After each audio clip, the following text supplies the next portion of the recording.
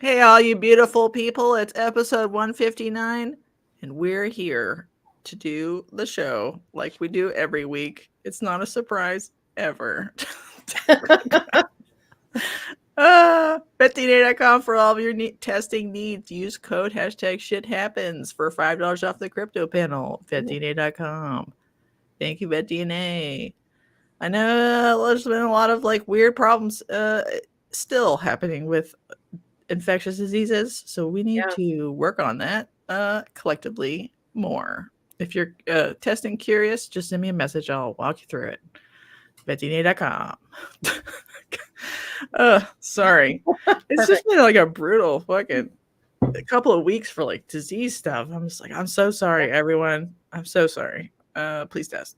Shane Kelley, Small Town Xotics. He is going to be at Charlotte AARPE on September 21st and 22nd, vending ball pythons and hognose and redline, team redline supplies. And he's mad at me because my phone is bad. So Shane Kelley, Small Town Xotics.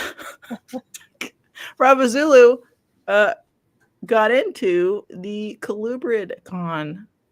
She'll be vending her husband's resin art, Rusted Anchor Co. So that's very cool. Some artwork, some hide boxes. Are you going to Colubrid Con? I wish. You wish. Yeah, it's me too. It would be fire. Hopefully I'll get some people who are show friends to go and we'll like report back on how fun it was. Bravo Zulu Ball Pythons. Stoneage Ball Pythons. I didn't get an update from him, but he'll be at the Portland Metro Reptile Expo on August 10th, vending with his buddy who has insects, frozen rats, supplies, snakes, leopard geckos, bearded dragons, and chipper, and he will have ball pythons. Thank you, Justin. Stoneage Ball Pythons. Andrew, Powerhouse Pythons. He has successfully updated his morph market. I know the burden. I am here with you, brother, on the not updating morph market train. And he will be at the Pack Noirs in Albany, Oregon on August 17th and 18th. It's vending ball pythons, leopard geckos, rodents, gopher cocoa, and maybe other fun stuff. Thank you, Andrew. Whew, I'm so sleepy today. I gotta like punch it up. Yeah, me too. Great Family Snakes. They will be vending Daytona Hype intensifies. Woo! Next week, and they have new snakes listed on Morph Market, and they will also be at the Charlotte AARPE. Thank you, Great Family Snakes. And Chris at Reptilia, he's not going to be vending, but he'll be attending Daytona, so he'll be in party mode. So if you need a party, please DM Chris Venus Reptilia. He will arrange for a party. And then before he goes, he'll be vending the Hamburg show on August 10th. He's got a couple ball pythons, bull snakes, pines, and the tarahumars are still gravid. So lots of fun stuff to look forward to. Thank you, Chris at Venus Reptilia. Whew. Jake's here, Emma's here, Jennifer's here, and Eileen's here. We did it. I did it. Somebody did it. All right, before we started, we accidentally got into it. We were talking about like the cost benefit analysis of shipping a snake. Yeah. Do you do mini shows? You said you do only shows that are little and near you. So because of my I have like pain issues and stuff, I don't like to sit in the car very long. So it has to be like a really special event for me to get into the car for more than an hour. So I really try to stick close, within an hour is my drive limit pretty much. But Michigan has shows, there's shows everywhere. There's shows all across the state, and there's shows almost every weekend. And so I am limiting myself to like 2 to 3 shows a month now. But even that is like a lot sometimes. Yeah. So we were talking about how cost prohibitive it's become to ship sometimes, and just when is it up, where's the tipping point where it's not worth it anymore to be shipping versus you're wasting your gas money, you're spending all this time in the car, all the back and forth, like you were saying, with the tracking numbers, and it becomes overwhelming for sure. Yeah, during the panda times, I shipped a lot of things, a lot of classes of things, even down to $60. Because I don't know. Like there was more people online, Yeah. obviously, and you didn't necessarily want to go to a show, and so there was more buyers in those categories anyway. Yeah. And now there's even less buyers in those categories. They don't want to pay the extra shipping. They don't have the money, and so then I'm like, I'm sort of partitioning the collection into the stuff that I think should go online and the stuff that I think should go to a show. Yeah. Do you do it that way, or where are you at on that? Yeah, somewhat. It's hard because when you're posting like, if I'm posting like $100 snake, like a sand boa or something, if I don't list it, you could be potentially missing out on a sale. But then you also like someone in California doesn't want to pay $100 to ship $100 snake to them, so it really kind of has to be worth it. I for the most part list most of everything just to kind of get it out there. And I get a lot of local pickups too, though, because I do the shows. And so I've had a lot of people reach out to me like through my ads on Morph Market and be like, I'm local. Can I come meet you? So there is some of that value to that as well.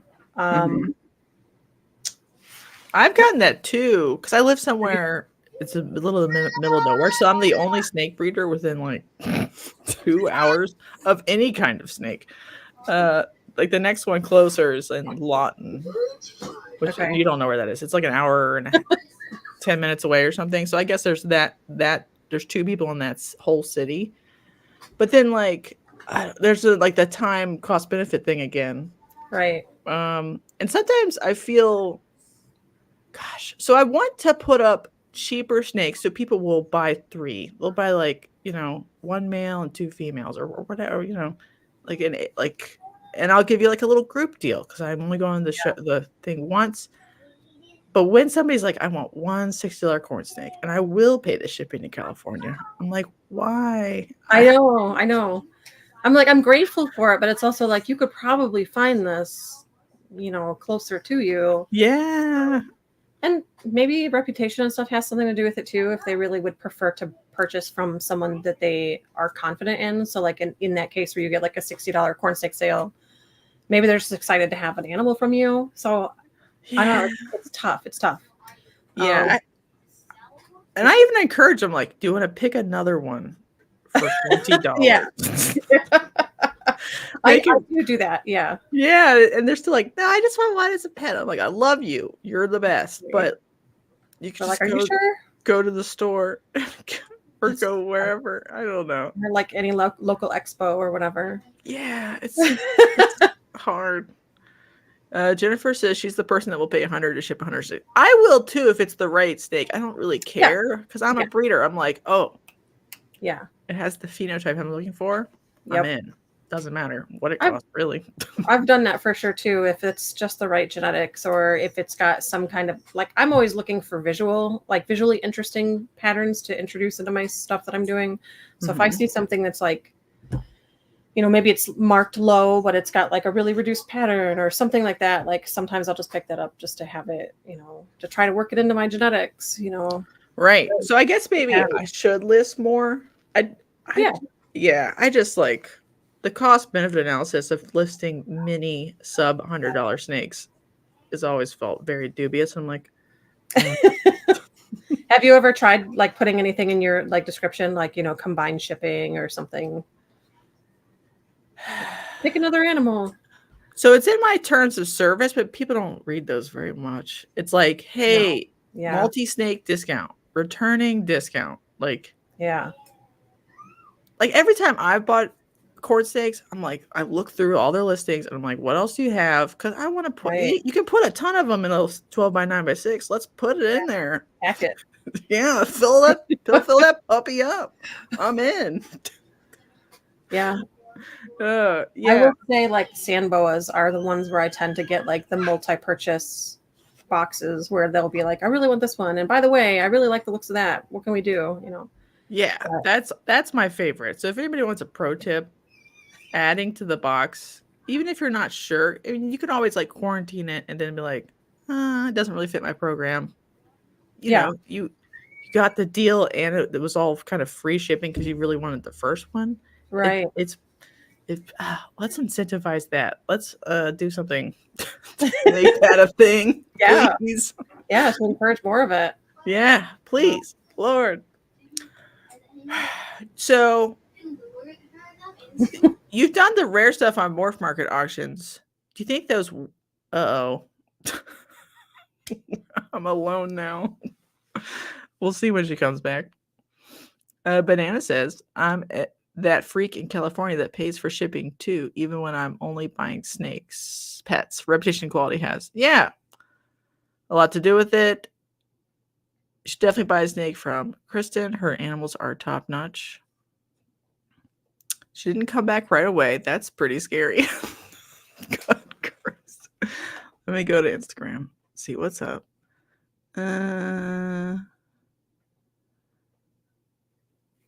And she's gone.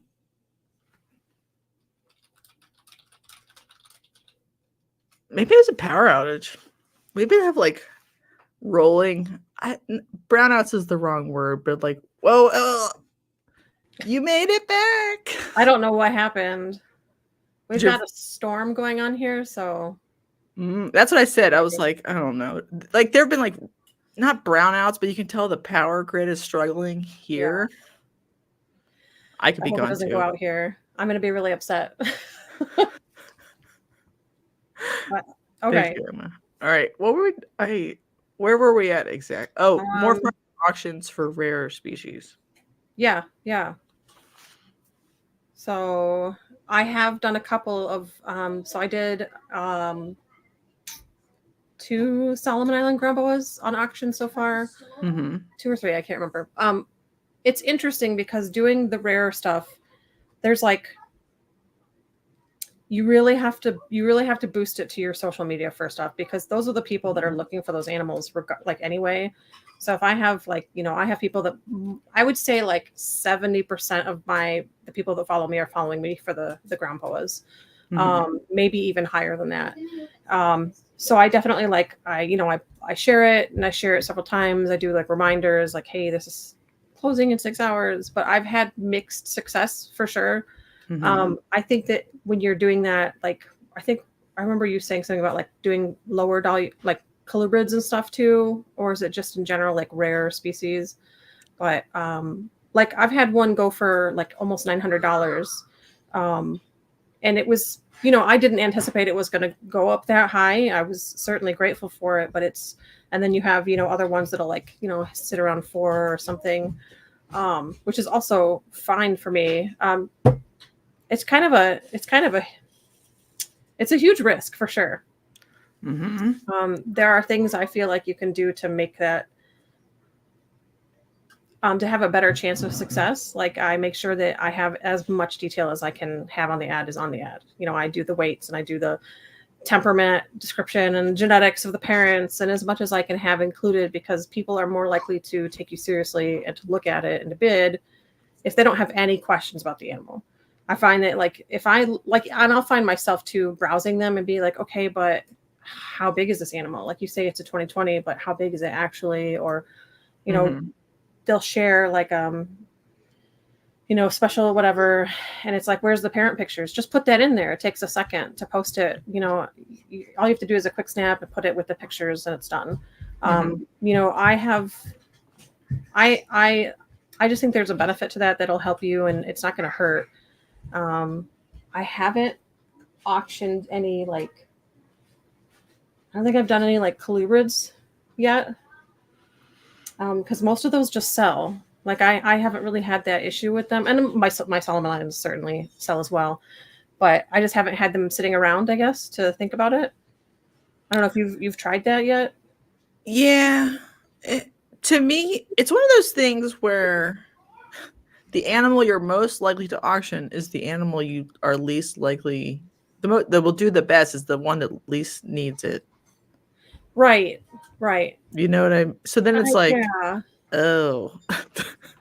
Like, I guess if the animal is truly rare and truly unique, it could do really well on the auction, but then you're like, you have to make sure the right people are there. It could do better than what you think retail is or whatever. Which one of the second to last Solomon Island ground boa auction I did, I anticipated, I was like, it'll probably sell for around 500, and it ended up going for almost 900. So it was definitely like, okay, it gives me a better idea of what the market for them is too. what people are interested in, and you can watch people fighting over the animal. Like I think in that auction there were like 3 or 4 people bidding back and forth over and over again. I like the comment about the pretty pictures. Thank you. That's Emma. And then Jennifer says she likes that you like weird shit too. Love weird shit. Yeah. Yeah, it's hard though. You're right though, because like the animals that don't need it are the ones that are going to generally go for more. I feel like the auctions in my case have been great for moving animals that either I wasn't sure of the price point that I should post it at, and I just wanted to test it out, or they're animals. In some cases, they're animals that like I've had them for a little while, and I'm kind of tired of taking them to shows with me, and it's like, all right, let's just move this animal, excuse me. Sometimes it's just nice to be like, whatever this ends at, I get to ship this box out next week. Like it's a for sure sale. So even if it goes for maybe not as much as you want, you're still moving stuff. You're still moving inventory. That has been one of the best values in my experience using it. I sometimes like, there's too many ball pythons on it, right? Yeah. You already know that. So you're trying to look at the whole like market of auctions, and you're going through and you're like, oh, that's pretty cool. And I'll watch it end, and I'm like, that one I feel like went under what it should have, and it was weird. And like there's a lot of people buying weird stuff now because they're trying to just diversify or whatever. So like and I'm like, damn, that person probably should just waited until he got a retail or she got a retail sale. And I know there's a lot of benefits, but it's like you really got to weigh it. Like I haven't been doing them for any class of animal recently. No. I'm like, I don't know. Summers are weird anyway. People have less money. And I'm like, I'm a little tough. Scared. It's tough for sure. I have found, and I did an experiment too, where starting at 0 with no starting bid, no reserve, nothing like that, just letting it do what it's going to do. And I have had better success with that because people get more engaged in it. It's more of like, it goes up then from 45 to 100 to whatever, because they're bidding in 5s or 10s or whatever. Whereas like I started an auction at like 100 or something like that, and it sat there and it sat there and it sat there. I was like, oh no, this is not gonna go is no one gonna bid on it? And finally, it took off or whatever. But it's interesting the way that works. I don't know if it's just like a psychological, like I'm gonna get it, kind of a feeling, because I've found myself lured into that kind of stuff too, where I'm like, oh, it's only $50, and then you're invested, because then you're like, now I really want it, even though it's up to 150, 200 or whatever. Like I'm gonna get this animal, So yeah, like I'll bid on something when it's low, just to like remember that there was an auction that I was paying attention to. Because it'll send you, and so you can like look at it again later. But if you bid $25 on a $500 snake, it's gonna go higher than that. So you're not like worried about your commitment. And I could pay that, obviously, but like, so early bids to me I use them just like a way to watch. That's a good idea. Remember that I'm watching that category. Yeah. Because then you can click my bids and just kind of see where it's at. And then you're like, oh, okay, that's the market for that or whatever. If I decide to auction it or something, I don't necessarily really want it, although I could buy it. Yeah. There's a weird way to do it. Like on eBay, you can watch stuff without bidding on it. Yeah. On this, you really can't. You really can't. There's not really a watch auction. I wish there was. I hope that someday they add that where you can like favorite it and have like a page of like, these are my watched auctions. And because it is a lot sometimes to go through like many pages. Right. Like I have mine filtered right now to just snakes and then minus ball pythons. And so everything else that gets posted on the site is what I'm watching. And I do like that feature, but it still is like several pages to click through and stuff. But I have noticed too, something that I don't auction like $100 snake. Like I see this all the time. Like these people auctioning like, $100 sand boa or like $100 or a corn snake that's going to only go for like $60 or something. You're not going to get people engaging in that. And especially when it says like, it'll say like shipping $75, $100 or whatever. And it's like, it's just not going to happen. I don't see the point of that. It'd be better to wait. I know why people are doing it, but it'd be better to wait either put a group of them up, be like like table fodder for somebody or something, like 5 of them. Right. And you know that's what's happening, and they know that's what's happening, and that's why there's 5, and you're just like, hopefully I get 20 ahead or something, like in the end. Yeah. Because that's what you're doing with the singleton. Yeah, I agree 100%. And I think that you would be more likely to actually get people engaged if you have like a group or something. Because I've seen people auction like normal sand boa, and it's like, okay, but why? Yeah, it's I don't know. Yeah, the nuances are very different with just like outside of ball pythons and inside of ball pythons. Because I think ball pythons have the same sort of problems. People are trying to get rid of like the male or something that they don't need anymore. That's like, it's not the morph du jour currently. And so they're like, if I just had an empty rack, I would pay them, like. So like they literally don't care. There's that class. And then there's like slightly nicer ones they want some sort of dollar amount for. But it's like, there's so many ball python auctions. It's easy to get lost in the sauce. It's super easy. I have a friend who does ball pythons, and he's been pretty happy with it. He says every once in a while he'll take like a hit on something where he was like hoping for a little bit more, but he moved most of his inventory from last season through using the auctions, and he got most of his sold for like within I can't remember the margin he said, but it was like something like 20% of retail or whatever he had initially been asking for it. And so for him, like it's been really successful, but I do think that it depends on like what genetics you're offering and how many other of those are on morph market right now, for instance. And it would be interesting to do like auctions with rare colubrids, like when I have them available, just to be like, what's going to happen or whatever. But maybe when I have like melanistic Asclepians or whatever. But yeah, again, I do watch some of those weird ones and go and like, what was it? Like I think they had a pair of Madagascar hognoses or something. And it went for like I was like watching it right to the end, and it went for really, really cheap. Yeah. Too cheap. It like makes me sad.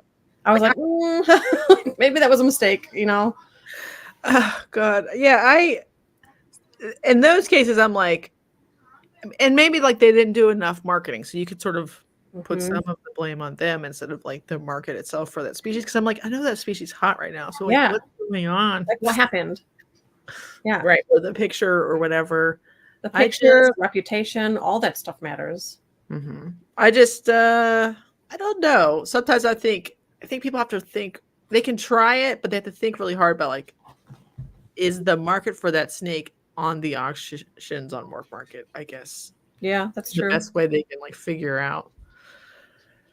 Oh man. If you're not, especially if you're not sharing it on your social media and stuff, if it's like some obscure, in an other colubrid section or something, like it's not going to get seen as much, especially if someone's filtering just for specific species. Right. Do you think it can hurt some buyers? Like, so I sell Climax for $250. I'll just say that out loud. But a lot of people are like, no, they're $400 snakes. And then people are like, they're $100 snakes. And I'm like, I don't know what the price is. $250 it is. And so like, if they are rarer, but they aren't impossibly rare. No. And some people sell them for cheaper. So if I put them on auction and they went for $500, but I was selling them that whole year for $250, but they kind of all look the same. So there's no like really awesome differentiator. Is that like fair to a buyer? I guess they paid it. They bid it up. I actually had, so that's going back to that Solomon Island Grumbo that I had that sold for almost $900. I was shocked. I thought it was going to go for around $400 to $500. I had considered just straight listing it at like $500 and being like, this is what I think it's worth. Let's see what happens. And so in that case, like for sure, it's all like, it's, they bid that amount. They know what they were doing. So, it's a tough question. Like I get what you're asking for sure. It's a tough question because they were clearly willing to spend that amount and there weren't any other on morph market at the time. So there's no other availability. This is the only animal that's posted. If you want it, you got to fight for it. But then I had like a sand boa. I had a litter of sand boas, and they all sold except for one male straggler I had, and of course the males are always harder to get moved. But he went for $250 over what my asking price was, my normal asking price. Mm-hmm. And I was like, again, I was like shocked by that. I've had this animal listed on Morph Market for like $250 less for months, and it didn't move. And then I had it on auction, and it goes boom, so it's tough, do you go like, oh, you can have it for just this amount I was asking before, but yeah, I guess like you can't technically because it's an auction. It's just right. like it like starts to beg the question, like should the prices all go up? Yeah. Like for Right. regular retail, and you're like, oh, or is that just like the heat of the auction moment, and you just accept that it's the heat of the auction moment? I think Because I think I could sell Climax for more money than I sell them for, but I don't really care. I want people to buy pairs and breed them because I think there should be more in the world. Absolutely. I'm not really fussed about it. Right. It's not hurting you at all. Yeah. Yeah. Fine. That's why, like, I got some crap last year for a litter of sand boas that I had listed for too low, according to a couple people who kind of gave me crap about it. Mm-hmm. And that I was going to like damage the market and all this. And I was like, okay, but if you look at Morph Market and look at these genetics, these animals have been posted for 6 months, a year, 2 years. They're not selling at this cost that they are worth. Mm-hmm. So it becomes this like, I don't know, that stuff is it's so relevant. It's relevant to the moment and who else has what posted. And yeah, I get stuff like that a lot too, where people are like, is this the price of this now? And I'm like, honestly, I don't know, because everything's in flux right now. This is the price I put on it today based on these factors around me. Yeah. And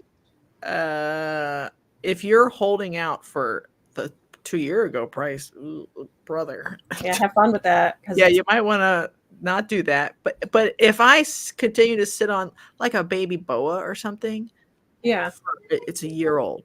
It was mispriced, in my opinion. Like it should take about a year to sell baby boas. Yeah, the whole litter, because it's like a lot of redundant, like similar animals. Yeah, but if I'm like, okay, it's been a year, it's a year and a half, it's been to 5 shows, been on Morph Market. Yep, it was mispriced. Yeah, I agree with you. I think it's time to evaluate if you've got these animals sitting on Morph Market for 12 months. I mean, I watch some, I won't call them out or anything, but there are some like categories of snakes that I watch where I'm like, I see the same ads sit there for like 2 years. And it's like, okay, like, why aren't we reconsidering this? They are obviously not worth that value if they're not moving, or people would snatch them up. So, right. Or they're just like the number of buyers in that market is interested in buying it from somebody else or whatever, not you, but then your price needs to match what buyers will bear from you, because you don't have enough marketing yet to support it. It's not competitive enough or whatever. So so I think that's fine, but then you do get a ton of grief. You get grief at shows, you get grief online. They're like, that's not the price. And I'm like, and they'll tell you like, I can sell them all day long for this. And I'm like, can you? Because your marketing is stagnant too at this point. So I don't know. I get that at shows, and I'll be like, so buy it off my table and take it to your table. Like if that's, if this is the price I'm asking, if that's too low for you. Right, and often it's like not even that far off the mark. They're just trying to defend some sort of arbitrary position, like 1,500 instead of 1,200, and I'm like, right. It's like, it's not that much different. It's both kind of expensive in this economy, so like, I don't know. And I think, and it depends on like how big they are, what the species care requirement is as it gets older, like how able you are to defend a particular price. That's part of it. Like Hodges people are like, I'll defend forever, and I'm like, but your snake is like this big, so it's fine. It's interesting too, because you get these ones that are like 2 and 3 years old and stuff, and it's like, I don't know, I would rather just like have it gone, like than defending like, I really want 1,200, where if somebody had offered you 800 a year ago and you took it, and then you have a free tub or free, you know what I mean? Like, it's just so. Right. It's very weird and like dogmatic, but then like they're what do you think about this theory? There has to be defenders. Some percentage of the market has to be defenders for the non-defenders to get any price. What do you think about that theory? Like holding the guard at a higher price. Right. If it's sort of like a weird game theory thing. Like if some people are slow dimers and some people are fast nickelers, the average price ends up being in somewhere in between. Right, because there's a percentage of holders. Yeah. Well, so I'm happy to be a nickeler. Like exactly. Like I would rather move the animal than sit on it for a year. Yeah. That's just, I don't know. Right. Like I used to be more of like, you know what? I test all my stuff. I do all these things. I make people wear gloves at shows. I deserve a higher price premium. And I think I've come to realize nobody really cares. Yep. I mean, some people care, but like very few. Very few. Yeah. Yeah. You don't really, the harder you work doesn't make any difference in people's eyes. I have found that to be true. It's like, right. I can be like, I tested them and I test my adults, this often. And I, do all these protocols or whatever. And like, it doesn't matter. So-and-so has one for $150. Why would why would they pay $300 for mine or something? So right. It becomes like a not important or whatever to people. Right. It's not really a value add for 99% of the buying market. It is a value add for like a very specific kind of like very enthusiastic pet person or very enthusiastic, like ethical breeder type person. But almost everybody else, they'll just be like, well, there's a flipper over there and they got more variety and it's better. And I'm like, is it better? Especially at shows. Shows are really tough. They really don't care. Right. I can have signs on my table to explain how I have this varied diet for this and I do this and this. And they're just like, okay, but that one's $50 cheaper. And I'll watch them walking by with the deli cup later after taking a care sheet for me. So that's my favorite. Yeah. It's fine. It's part of the game, Yeah. But it is frustrating sometimes to be like, okay, well then why did I put all that extra work in if it's not gonna, I don't know. You're rewarded or acknowledged? Acknowledged, I guess. I don't know if a reward is the right word, but like just acknowledgement and like having value placed on that. Yeah, because I think the average customer in a reptile show right now values things very differently than even like the Panda Time customer did. It's just they're so different now. Like I had a long conversation with a girl. She was like ready to buy something, but she's like, it was het for a recessive gene that made the snake more expensive. And she's like, I literally don't care. So like, what's your bottom dollar on the visual parts of it? And I'm like, you're hurting my feelings. Can I give you this one? This other one that's het for a different recessive that isn't only somebody cares about? And she's like, maybe what's the bottom dollar on that? And I'm like, 200. She's like, nope, not bottom enough. Went and bought a different one. That's a pain. Most of the buying audience right now is not a baby breeder. They're a established breeder who wants a new project or a true pet person. Yeah. So what do you think about that theory? I agree with you. I think that's absolutely the case because I do a lot of, this is my first snake sales at expos, or this is like, I'm just looking to add to my collection at expos. Mm-hmm. I feel like that is the majority of the types of people that actually purchase from me at expos. And then I get more of the project people or the people that are already breeding. I get them, they'll reach out between the shows and they'll be like, I saw that you have this thing, but I wasn't ready at the moment. Mm-hmm. And so I'll get that reach out later and they'll end up picking up from me. But definitely, yeah, you're right. It's like those two groups of people, higher end looking for new projects to get into, and then like the pet people. There's very few like emergent breeders. There are some, but it just feels like Well, and they're all at the ball python tables too. For the stuff that I have on my table, it's like way different. I feel like I'll sit there sometimes, and it depends on the area I'm vending in, because there are certain expos I've gone to where it's like everybody there is just there for ball pythons. That's all they care about. They will barely even stop to look at my beautiful babies on my table because they're not ball pythons or crested geckos. And so sometimes that kind of is a bummer. But yeah, it totally depends. Yeah, it is crazy. Like, I want every show to be like hyper diverse. I would like, love that. Like every captive bred species is a and there's like a specialist on every table, and they have 3 species. I don't know. You know what I mean? That would be fire. But like, I don't think that's ever going to happen. Not just because ball pythons and crested geckos are dominant, but because like the buying audience doesn't support that being the case. Yep. Because I've taken Climax of shows, don't sell. Diones of shows don't sell. They don't care. They're like, that's a weird corn snake. I'm like, ugh. Yeah. Even if they're labeled, they're like, who cares? Yeah. Why is it more than a corn snake? It looks like a corn snake. I'm like, because it's different, brother. It's tough when you bring anything that's not normal or, you know, super common. You're really, most of the time they just sit there.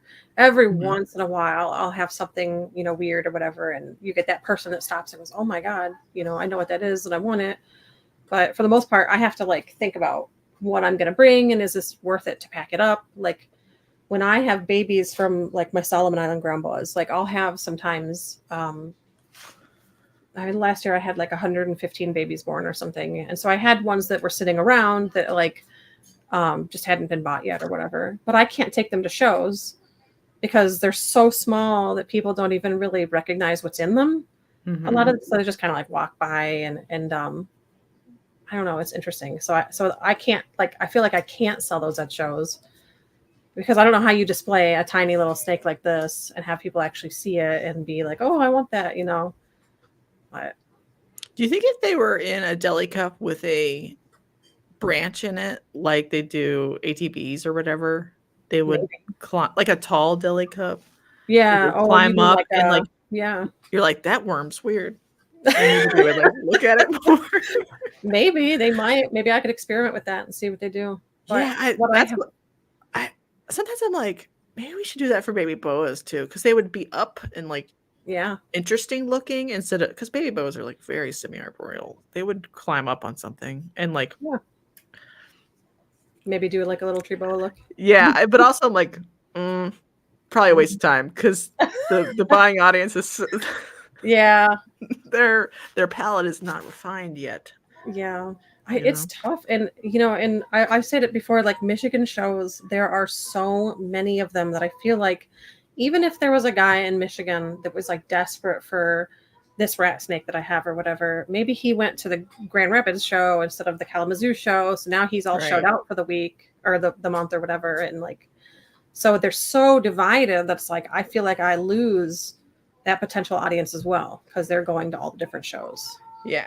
Is there like a percentage based system where you're like, okay, I'm going to bring 60% Zambos because people recognize what those are, and then a percentage of just whatever else I have available? Like, do you break it up like that, or is it more?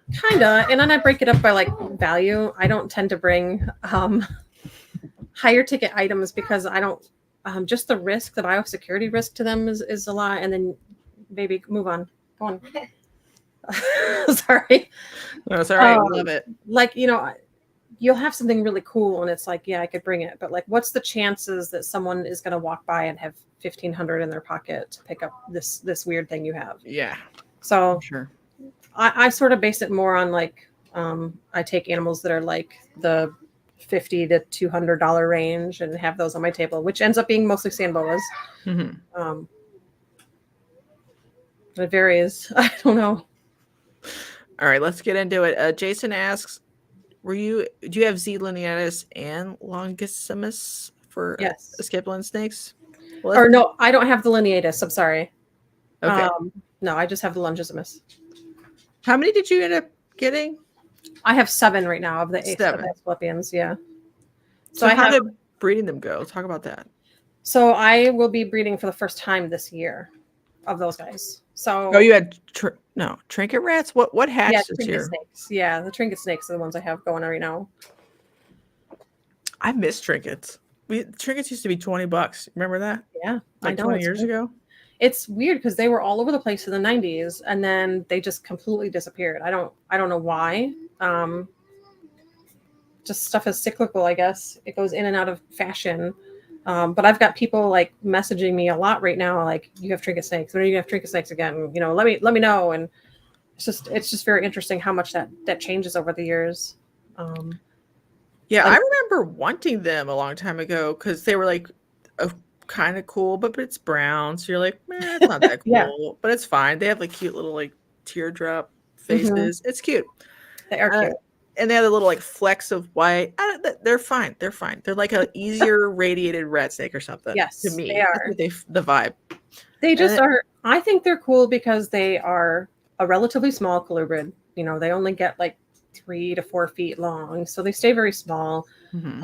They're very, very handleable. I've only ever been bit one time by my trinket snakes, and it was a feeding mistake. They thought my finger was the mouse. You know, like that was. I've never been like defensively bitten or anything like that. You see all those pictures of them online, like, you know, displaying and mouth gaping and stuff, but then in person, like, that's not how they act in a cage setting or in a captivity. But like, yeah, if you corner one, of course it's gonna freak out and display and open its mouth and everything. But I find them to be some of the most enjoyable animals I have. They're easy to feed. They're easy to keep. They don't get big. They don't bite. They don't musk, which is another thing I hate about baby colubrids. They do not musk, which is amazing. Like when I had radiated rat snakes, they would just musk the crap out of me and they'd pee all over. And like, I just didn't enjoy working with those. But like the trinket snakes are just so different. And then like I have the montane trinkets too, which are breeding at the moment. I should have eggs hopefully in the next like 3 to 4 weeks, I'm thinking. And those are like slightly larger snakes than the common trinkets are, the smaller ones that are more around. So I'm really excited about that. I'm hoping that happens because that'll be really interesting to see what those are like as babies. But those have been amazing too. Their temperaments are really chill and laid back, and they all eat for me perfectly. I don't even have to like, there's no tricks or fussing or anything like that. So were those European imports too, or were they like a well, so all my common trinkets were European imports, and then so my montanes came from Germany. They were initially bred by Klaus Dierschultz. So his last breeding of them was in early 2019 or whatever, before he passed. Oh no. And my trio of montane trinkets is, to my knowledge, I would love to be corrected if I'm wrong, but I think they're the only group in captivity anymore. Don't have a fire. I know, right? It's because you can't collect them in India. It's illegal to collect them and to export them or anything. I know that he's one of, if not only the only person who managed to breed them in captivity, and he didn't have like. These are F2s, so they're second generation from his first generation breeding. And I know that initially he had a lot of trouble getting them like acclimated and getting them breeding for him and figuring out like the tricks and stuff to them. So I haven't been able to contact or touch base with anyone else that keeps them in Europe. I haven't, like, I've reached out and been like, you know, there doesn't seem to be anywhere. Like, I don't even know what happened to the adults that produced these babies. They just seem to have vanished. So I don't know if they're in some private collection somewhere and some old dude just is like enjoying them and whatever. Maybe in Germany, like maybe we'll see him listed on like a German reptile site eventually or something. But I know this is the first time they've been imported into the US. So I'm really excited about it. I don't know. It'll be cool. It'll be cool to see. The babies are like insanely beautiful too. So yeah, they're both cool, but I think they're a little more jazzy. Yeah, for sure. People are going to be like, yeah, you know. I think people will be really into them. I've talked to quite a few people about them now that are like, you have to let me know when you have them. And I was like, okay, well, I haven't even decided the price point. Like, I don't even know how do you price that?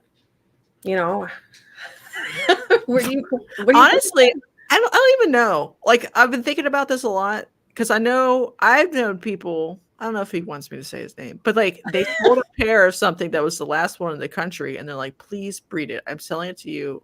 So you Right. and they lost track of them. I would almost like give it cheaper to someone I know who's gonna be an interested party in the species than sell it for max price to somebody. You're like, they could so just whoever, yeah, because they're gone, and you're like, oh, yeah. Right. That's the problem with the common trinkets too, is they'd all just seem to disappear into like private collections in the U.S. in the 90s, and then like no one continued to breed them. So right, so fuck them. I say you get an application. You're like, how long are you gonna stay in the hobby? Yeah, you know, you have to sign this contract that you will breed them when they're up to size. Yeah, and, I kind of think that because it's crazy how like people like diligently keep something alive, keep pairing it, send out pairs, just want more, make sure more, and those people nerf off, and the snakes are gone. Yeah, and that would be unfortunate. Like these guys are already 5 years old, so I'm like, I'm probably gonna hold. It depends on like the clutches I get and stuff. I'm imagining I'll probably hold back most of, if not the entire first clutch I have, just because again, like I'll never see him again. So I only have one female too. So if she kicks the bucket, I'm really screwed. They're making fun of us. We haven't talked about Asclepius enough. We're getting to it. We're just moving around the topic. Yeah. We're dancing around it. We're getting closer. Yeah. Okay. So you have the melanistic and the normal. Normal. Is that it? That is it. Yes. Okay. There is albino too, but they are only like in Germany still. Do you think they are? Give us like not a full care sheet, but just like what species is it the most like that you've kept before that's like a common species? See, it's funny because I just had a conversation with someone about this. It's hard to compare them to like other colubrids, but I think they're similar enough to like somewhere between like a corn snake, milk snake, king snake hybrid. They're quick. They continue to move the entire time you're holding them, so they've got that like they're just constantly twisting around you and look, and they don't stop. They don't like hold still. And they feel hold on to you like a rat snake does, or do they sort of like sit still in your hand like a king snake does, where they're like? It depends. Like my big female will, she'll hold on to me and she'll hang out and she'll settle down after a while. But the first like couple minutes of interaction, she's like, all over, and she's trying to reach this and get away from me and stuff. And it's not that she's like shooting off, but she's like reaching out to see if she can find something else to climb on. And some of them are less tractable. Like one of my males is like a pistol, and he doesn't want anything to do with me. And so he'll spend the entire time trying to get off my hand. Mm-hmm. But they're active. They're very highly active, highly intelligent. It's, seeming, they're always watching, like they're always watching me. I always see their little eyes from across the room, checking me out and seeing what I'm doing. So yeah, they're very much like a king milk snake sort of behavior, I would say. And they're sturdy. Like it's hard to explain it. They feel very like thick and solid. They kind of look like, I don't know if they're like a sister taxa ladder rat snakes in build. Am I crazy? Or no, ladder rat snakes not as close? Yeah, they are closely related. Okay. I can't tell you exactly right now, but yeah.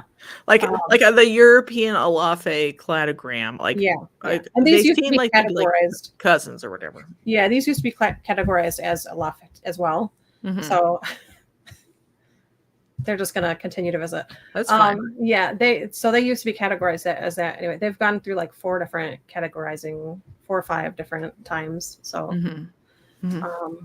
but yeah, all my stock, I have 3 different bloodlines. So I have, most of my animals are German locale. And then I have and they're a locale that stays a little bit on the smaller side. Cause they can get, I think the biggest one on record is like 7 feet long, but average is like 3 to 5 feet, somewhere in there. I think right around 4 foot is like a pretty standard full grown adult.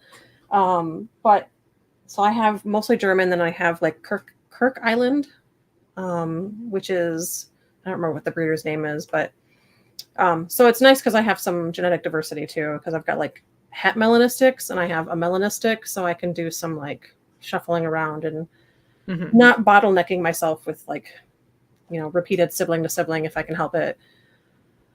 Yeah. Do you think like Europe, I know they're having like, I don't know, like UK's a goner. Sorry, UK. Like they used to be like a reservoir we could pull rare species from, but do you think they're like stuff's going out of fashion there because it's becoming harder to keep in some of those places? So like I've had people be like, I used to be able to get X sent to Ham, DDI'd over, and now they're like, but that old guy's gone. So like, it's almost like the supply chain is sort of diminishing. Did you get that vibe, or you're like, oh, well, yeah, it's weird because like their value on those animals too is different because they're native there, so they can just like go outside and collect them sometimes. Like it is interesting. I think that it's different. Like I see that in the US too, though, where we get in and out of stuff and it becomes harder to export it over there too, as we don't have it anymore. But I haven't done a lot of importing yet, so I don't really have a really wide perspective of that either. But yeah, I'm trying to get like a metric shit ton of Diane's rat snakes like in my life. Oh yeah. But that's one where it's like there's some in Europe, but not as many as there used to be, and a lot of the kinds are missing. And you're like, what's going on here? I think it's collections that close down and they piece off their collections to private pet homes and stuff, and then that stuff just disappears. Gone. Yeah. I really do think that's what happens. Yeah. And so I know some localities exist, and it's just like, and was a collection, this is a rumor, that had a lot of stuff and was the supplier for the US, but also had crypto in it. And so like, they were exporting crypto. And so like all those animals were obviously euthanized. It's like, oh, damn. Yeah. That's a lot of money too. Yeah. So are you still doing like the sign up waitlist email blast strategy? How's that going? If somebody wants to get on the waitlist for an Asclepius snake next year, get on the waitlist, the mailing list. It's okay. I need to figure out a better way to do it. The way I have it set up right now is I have to like Control F and then type in the species and then highlight everybody who is into that species and then go through and like so I need to figure out something else. I'm not like good at that stuff, like figuring out how to use those like Qualtrics things and like, getting those to show up how you want to, or I can just copy paste. What if you just send the whole list to everybody, even if they're not interested in it? You're just like, everybody on my email list gets the whole list, first come, first serve. I thought about doing that, but I was worried that I would be in a position where I'd be like really irritating people with like, this is my availability this month, and be like, if they're only interested in, Asclepians and I only have them once a year, they're not going to want to hear from me the rest of the 11 months. But most people probably just do an all-out blast as well. So I'm probably just overthinking. Yeah, like the importer people. Oh yeah, they just blast out like a huge thing. You either care or you don't, right? Yeah, and it's not. I just like looking at it, just feel like, oh, like that's the current imported landed price for whatever, a paradise flying snake these days. I don't know. I'm not buying one, but I don't actually mind opening those emails. Maybe I'll change to that, because I really don't send out many emails anyway. Especially right now, this is my off season. I've sent out one email in the last couple months or something like that. It's really slow. So, but like, I'm expecting litters coming soon, and I have more eggs in the incubator and things like that. So, you can even be like, I don't know. To make your life easier, I hate wait lists. I have them. I used to have one and it was miserable. Mm-hmm. Yeah. Never again. So, I would even message people and I'm like, you're first on the list. Can you just say yes or no? And they'd be like, they would leave me on red. Yeah. I'm like, just say no. If you don't have the money, I don't care. So I can move on. I'm trying to be fair, but that became an issue when I first started my waiting list, and I had hundreds of people on my mailing list or my waiting list for Solomon Island ground boas. And it would take me like a day per person, because I don't want to be unfair either. Like if someone's at work and they can't answer their message, and then I move on to the next guy. And then the next day he's like, wait, why didn't you wait for me? And it's like, so it became such a hassle to get down to anybody. Yeah, it can take a month just to go through the list, just to hear no's. And you're like, y'all suck. I'm not doing that anymore. So, and then it became like, I don't know if I told you, I was having people like offer me bribes and stuff to move their name up the list, and like no joke, yeah, it was insane for a while, to the point where like it was like negatively impacting. Yeah, I want a bribe. Well, it became like, you know, I have so and so who's been waiting for 2 years for this animal. Like, you know, if I accept this bribe and let this other person creep up the list, then this other guy is like, that's another year he has to wait. Yeah, but whatever, you know. Do you think most of the people just like ran away from the hobby anyway post Panda Times, and they're not even on the list? It's possible. You know what I mean? Yeah, I've sold people stuff, and I'm like, they've already got back out. It happens. I've had like 3 cycles of people, and I'm like, what is going on? It hasn't even been that long. I don't know. Since doing the mailing list, I've had quite a few new names sign up. Okay, good. So I think those are all current interested people. But you're probably right that I'm overcomplicating it and making it harder on myself because I'm. Yeah, I think Jason says it like I like looking at pictures. So like if I would just do one whole list, don't let them pick what they're interested in, and tell me, and just be like, I'm only going to update it once a month or something max. And so like if you want to list them sooner than that, you just wait until the next like email blast. Yeah. But you know, some of the things probably people aren't waiting for necessarily. I just put them on Morph Market. That's tough because you'll get that one dude that's like really. I've had people be like, "Why didn't you tell me you had this available?" And it's like, "Oh my god," you know. I didn't know you cared. Yeah, exactly. I don't know. So I feel like I can't make everybody happy no matter what I do. So that's me. Yeah. Awesome. I've been working on actually getting a website going too, and so that's been like very like draining. Trying to get stuff put on, you know, like all my, because I'm trying to do care sheets for every snake I have, and yeah, I have a website and it's been bad since always. So well, mine will be bad since 2024. Excellent. So, yeah, like my idea. So we've obviously had issues with different platforms being weird or not weird or new platforms. I'm like, if you have a website, at least people always know that that's there. No matter where you are personally. Right. I think everyone should go back to having a website, even if it costs you whatever. Like, who cares? Yeah. At least they know whatever. But my problem is like the updating. You gotta update that. Update Morph Market, update Husbandry Pro.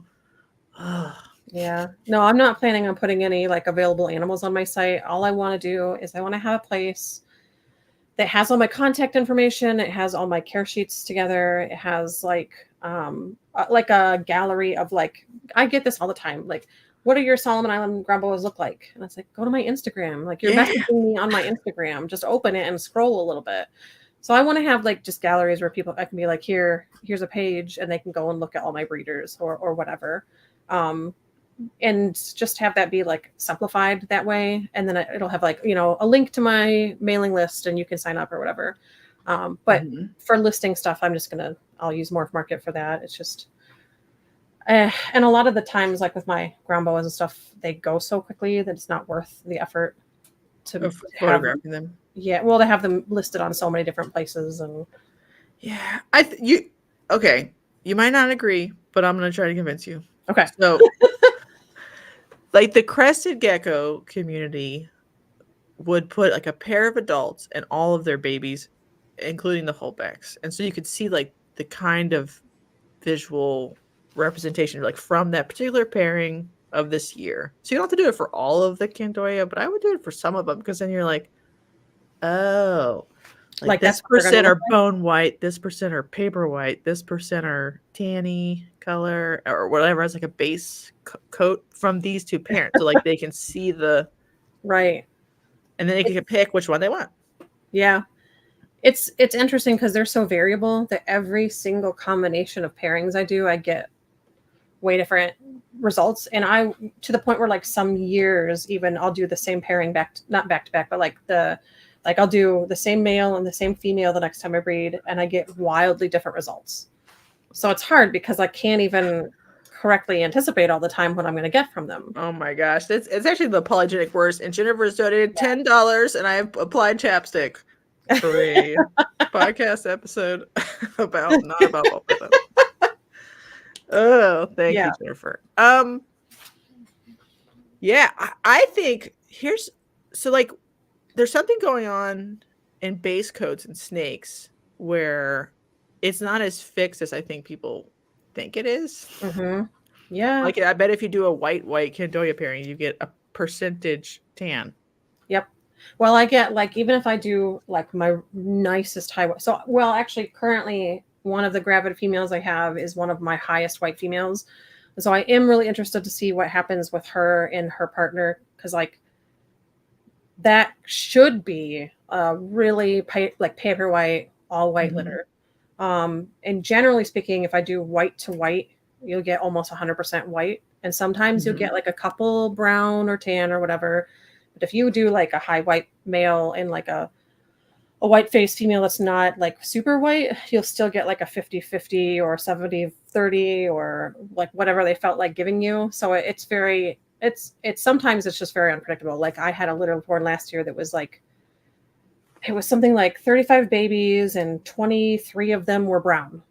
And it was like, what happened? You know, like why did this happen to me? And it's not to say that like I don't want those, but when I was aiming for a higher white litter and I get like, it was just very confusing. So there's a lot of like Candoya genetics that like still don't make a lot of sense or haven't been proven out enough times to really say for sure. Because people ask me, you know, if I pair this to this, what am I going to get? And I'm like, I could guesstimate for you. You know, you will probably get this and this. Right. And like, for the most part, when I put white phase to white phase, you get almost all white phase. And of course, you get like a gradient of, you know, muddied to red to yellow and all that in between there.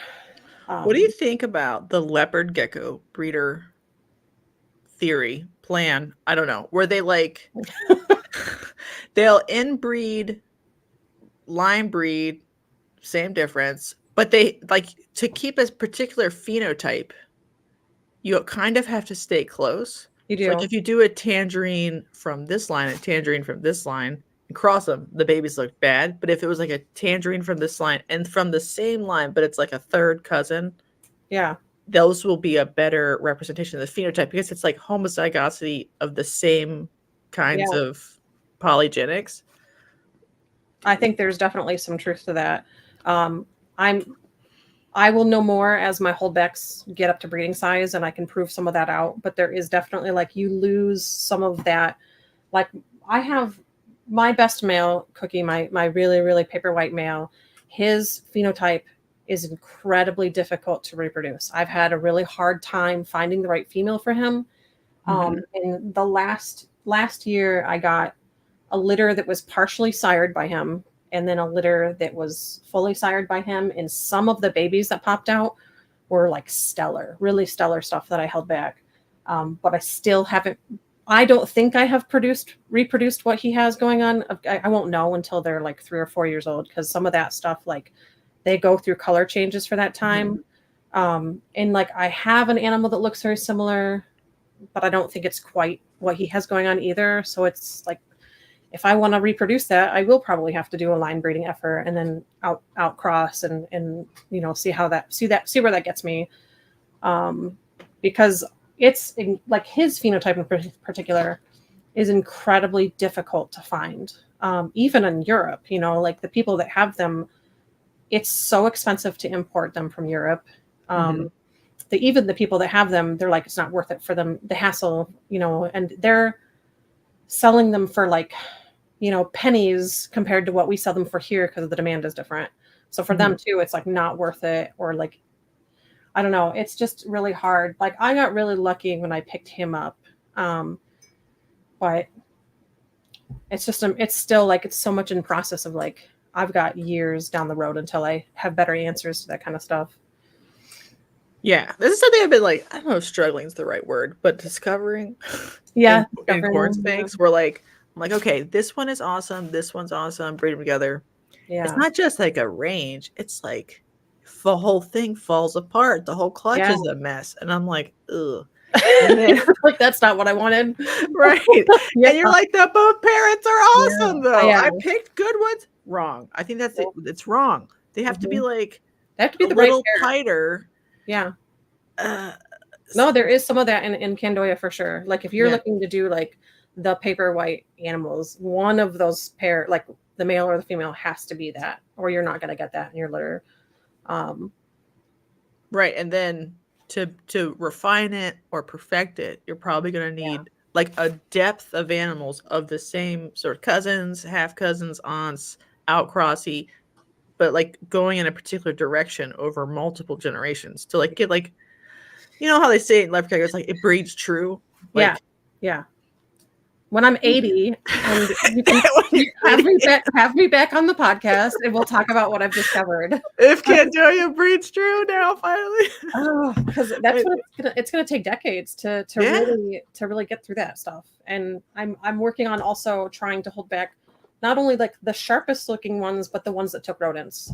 The ones that for their first meal, they chose rodents, because I am trying to get to the point where like several generations down, all the litters take rodents.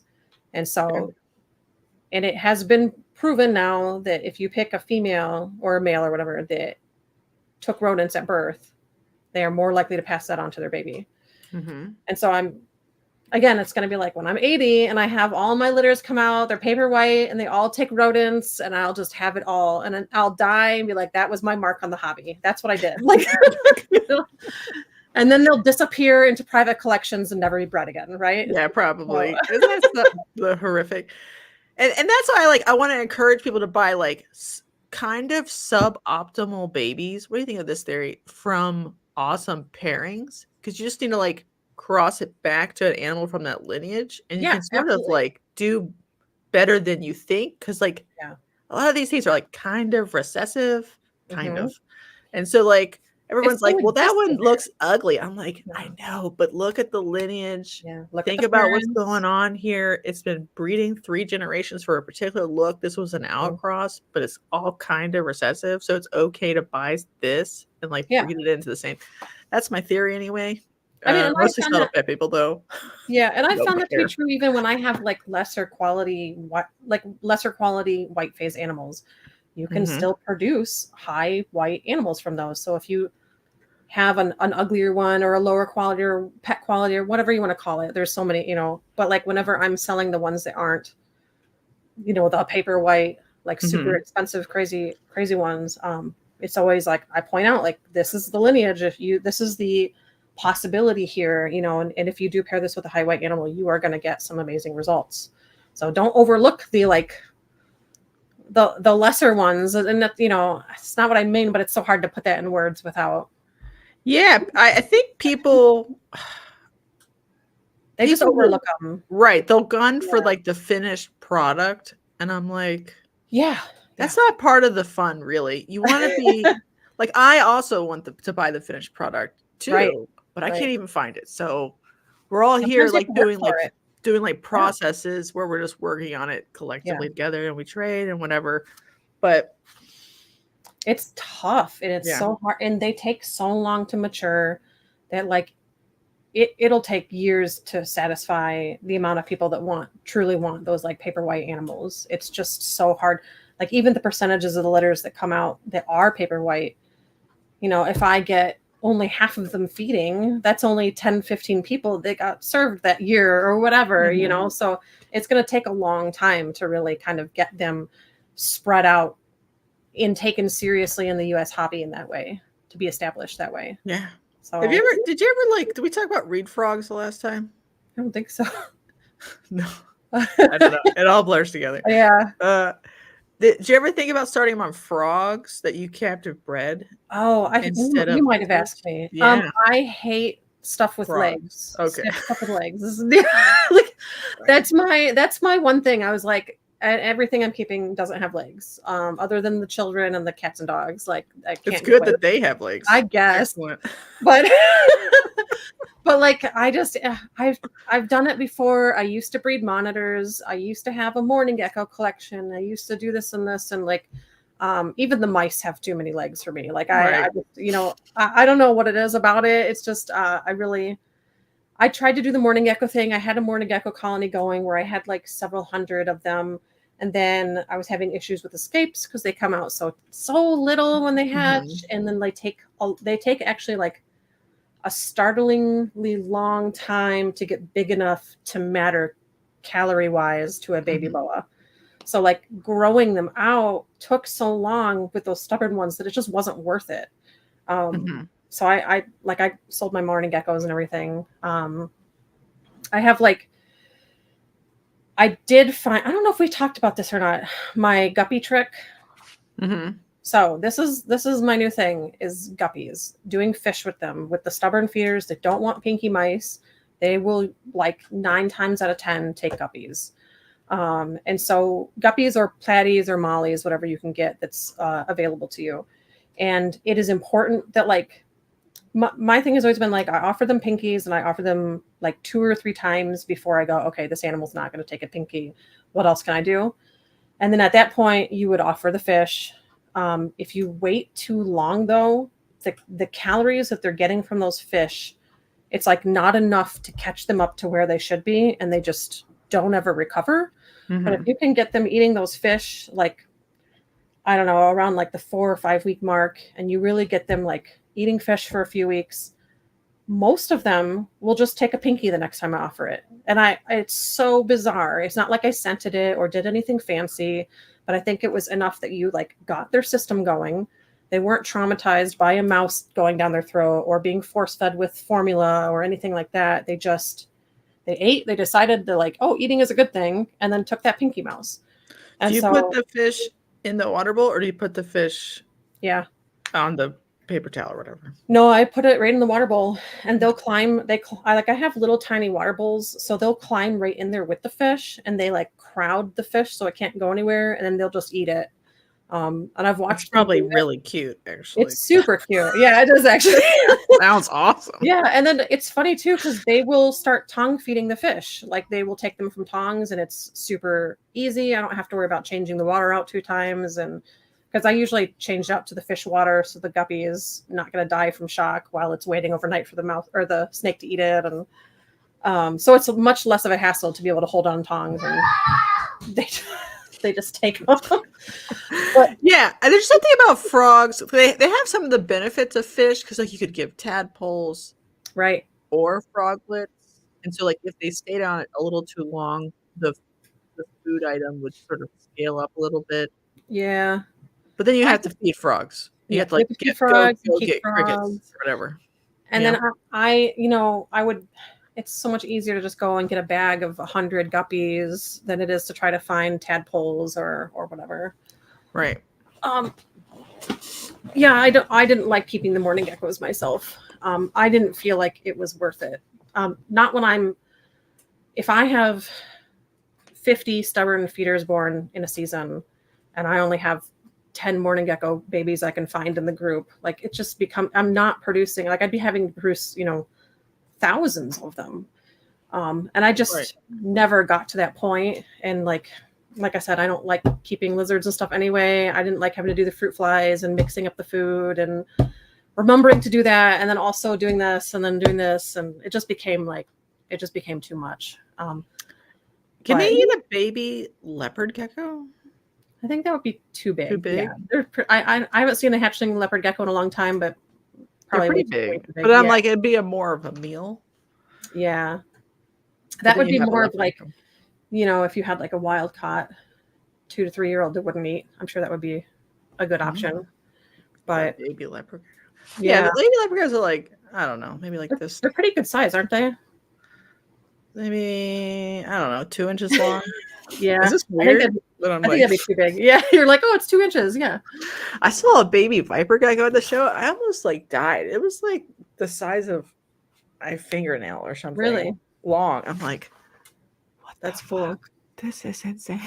Why do you exist? And I was like, what do you feed them? And they're like red runner nymphs. And I'm like, I hate red runners. So no, thank you. Yeah.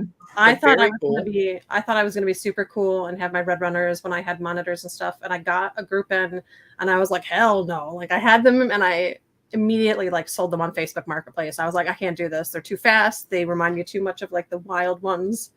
I was like, no, not for me. They're feral. That's what I call them. Yeah, Like they're yeah. ready to go to They are ready bust to out party. and live in your walls. Yeah, live in your home. Yeah. The dubia, they're like gentle puppies. So like I don't mind them. They're fine. They weren't too bad. They just were stinky. So yeah. I'm beyond that stage. No more lizards or monitors or anything. So It's awesome. Do you do live like I have like some classes of species of animals that for some reason are born and they really want live, and I'm like, what is wrong with you? You're supposed to be a normal snake, like my Slowinski eyes. yeah, They're so into live pinkies. They will refuse boiled, scented, whatever. Live, no problem. gotta be live. Yeah. You have like, I don't know, are trinkets like that? Are trinkets good with frozen thawed?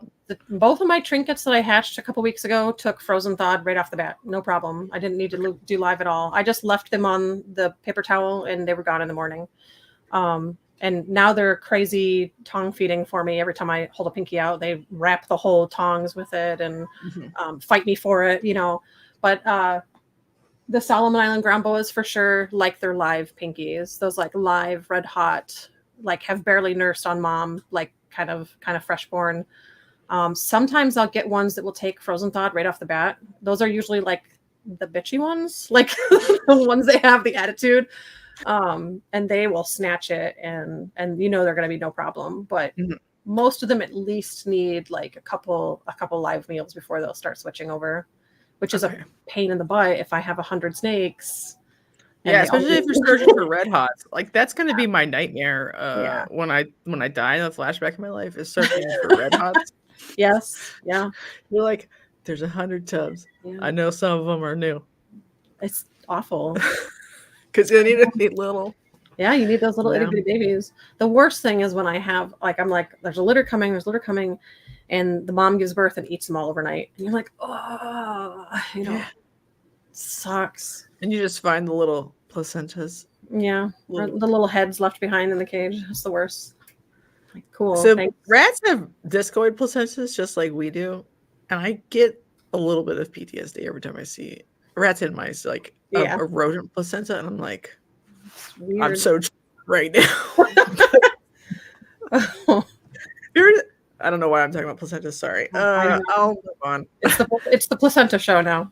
Yeah. Like, have you ever seen like cotyledon placentas? Which is like ungulates have that. They're gross. Google it. Okay. You're gonna be like, ew, what is wrong with mammals? You're so gross. They are gross. We are all gross. You know, snakes are like tiny. Even when they give live birth, it's still like a little unit. There's no like extra bits. Yeah. Ugh. It's weird. I hate when like they have them like dragging around like dried up gross. I don't know. Yeah. And you're like, didn't detach. It's gross too with the baby Solomon Island ground boas when they're born, because so when they explode overnight or whatever. And so there's all the nasty ooze from that, but then they also immediately shed at birth. So they're immediate shedders, like cool. So they shed, and right away that's the first thing they do is shed. And so the whole cage is like disgusting because there's like stuck sheds everywhere, all over all over because they like pasted their sheds with glue. It's gross. It's so gross. Delicious. I have to get like a razor or like one of those like red line scrapers or something to like. Damn. Yeah, the joys. Is there any species you're like looking to get into more where you're like, I need to work on this one because I've been working with the Asclepians and the trinkets, and I know a guy now in Germany and he's got blank or whatever? Yeah, there's always stuff that I've got my eye on, and I'm like, if it came up at the right price point, like it would be really hard to say no. But I've been trying really, really, really hard to kill that urge in myself to chase anything else because I have so much going on. It's like you kind of get overwhelmed. I think at a certain point, it's like it's not even like if I just had an entire collection of corn snakes where everything is the same. You know, every animal does the same laying days and they hatch in the same days. Mm-hmm. But I'm remembering all these different, like, the womas have to be cooled to this from these months, and this has, so everything's on different feeding schedules. So I'm trying to be harsher about like bringing new stuff in. Like I've tried to stick to like just having the same families of snakes. Like I have like 3 Zamenis species now. So, instead of getting like something that's outside of that, I'll get this instead. Or, but definitely like, I'm really interested, and this is not happening anytime soon, but I'm really interested in like the Savus. I think those are really cool. And then I really want 100 flower rat snakes. Again, it's just not in the cards at the moment. And then do you like the aberrant ones or not? I think they're cool. Yeah. I do too. Some people are like, I like the wild type better. I'm like, yeah, they're both cool. Well, get a visual and a hit female or something. You get the like more that green background color is what I really dig. So like with the reduced pattern, you get more of that green. And like for me, I think that is really an attractive looking snake.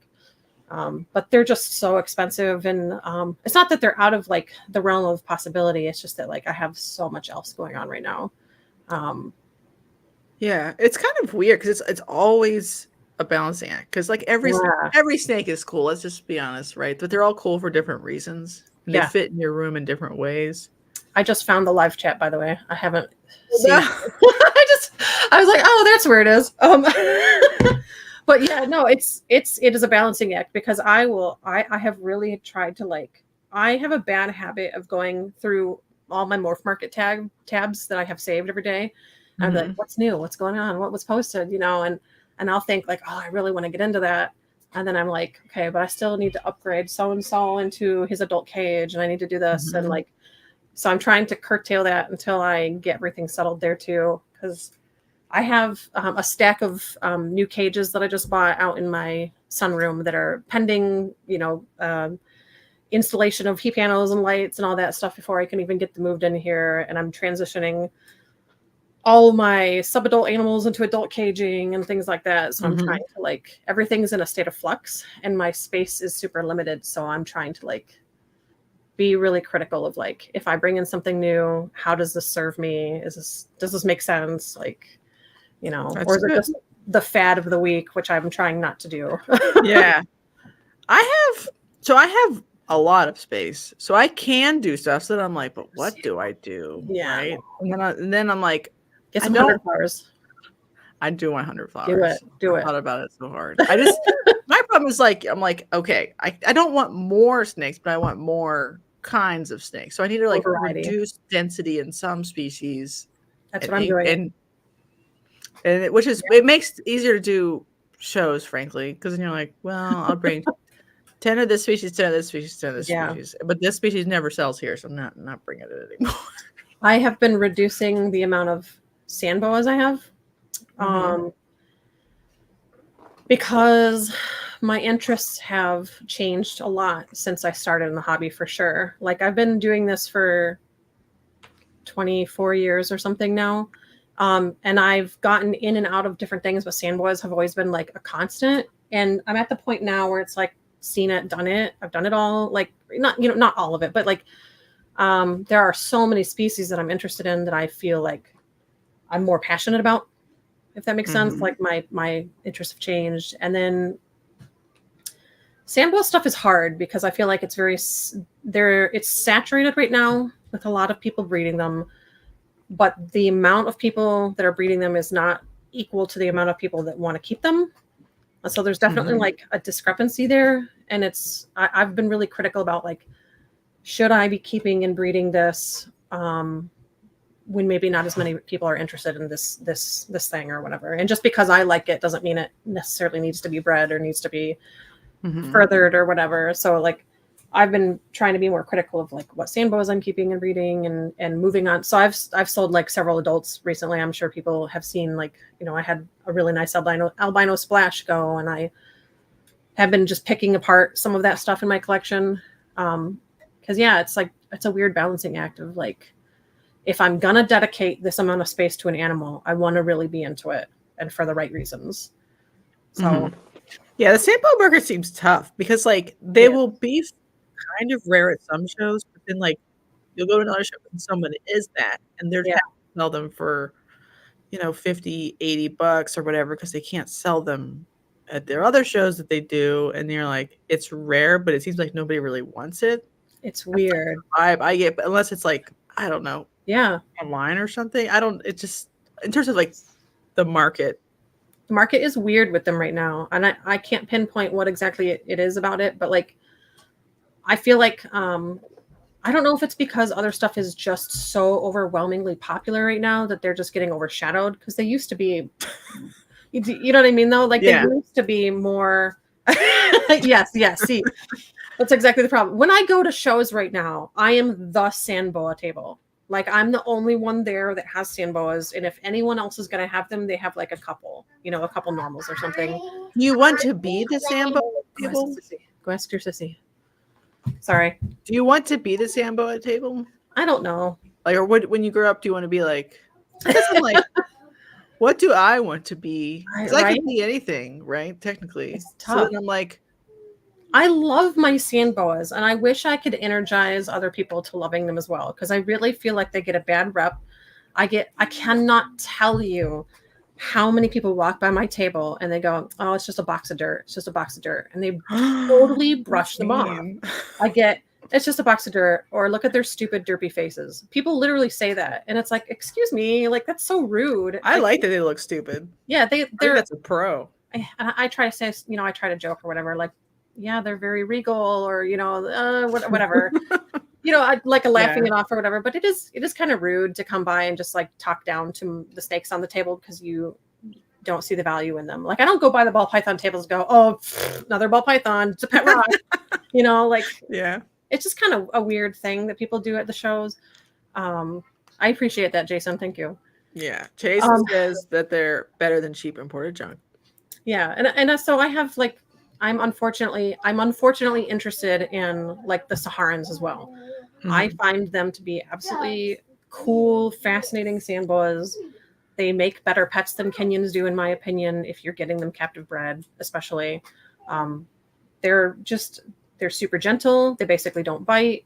Sometimes you can get a nippy Kenyan. It's not like, all the time, but I don't know. I didn't want to turn this into the sandboa show so we can talk about other stuff, but it's just a weird thing. It's a weird market, and I don't mind being the sandboa table, but I also am not just interested in that anymore. So I don't know. Yeah, I think everything's in flux, because I've had people be like, I don't know. Sometimes I'm the corn snake table. Sometimes I'm the boa table. Sometimes I'm the everything table. Yeah. And I'm like, who am I? Am I like messing myself up by like not taking the same stuff to every show? But I'm like, but I can't sell a boa at this show. I can't. I never. Yeah. You have to definitely like, I do that sometimes. I'll be like, oh, what sells at this show? And like, there are shows where I know like anything that's over $100 is not going to move. So I pack my thing accordingly. Oh my God. Praise Lord. Praise. Like that is true. There are shows where nothing over 100 will sell. Yeah, and people are like, bring in nice whatever of whatever species. I'm like, you might as well just bring. I watch these guys sometimes set up their tables, and they'll have every single animal on the table is like 500 and up. And it's like, what are you doing, dude? We're in like the back country of some small town. Like, every time I talk to them, and I talk to them hopefully politely and not too autistically, but whatever. I'm like, why are you here? They're like, yes, usually it's because the other vendors will know that I have animals of this kind and they can come buy from me later. And I'm like, okay, but you're still standing around here with us. Yeah. Twiddling your thumbs. And I'm like, is it worth your time? It's like, yeah, sometimes it is. And I'm like, well, maybe if they're full time in it, but yeah. Right. That's the problem with most shows now is people have stuff that's like way too expensive. For the people who are there, they're like they're hoping customers show up that they don't customers exist for those kinds of animals, and they don't. The St. Tinley, it's like and I guess people don't know that until they do the show, and they're like, oh, yeah, but they keep coming back. That's I guess the confusing part. And then they complain about it, and it's like you didn't learn your lesson the first 6 times you set up your collection of $1,000 hogs and stuff like. I don't know. Yeah, and I don't mind if they like, they bring 2 for fun to show off, and maybe someone buys it. But most of their table is the stuff that is for the clientele that's there. But it's a lot of tables. That's all of it. It's just like Hare and stuff. Yeah, I'm like, what the fuck is going on? I don't know. That's 2 to 3 of many different species. It's yeah. Oh, yeah. sorry. That is very much a thing. Do you think people don't like species that are girl species, or like men won't invest in it? It depends. It's funny too because there are a lot of like big names in the sandboa community that are male as well. No, go, please go. But yeah, it is definitely like I feel like sandboas are very like a female dominated side of the hobby for sure.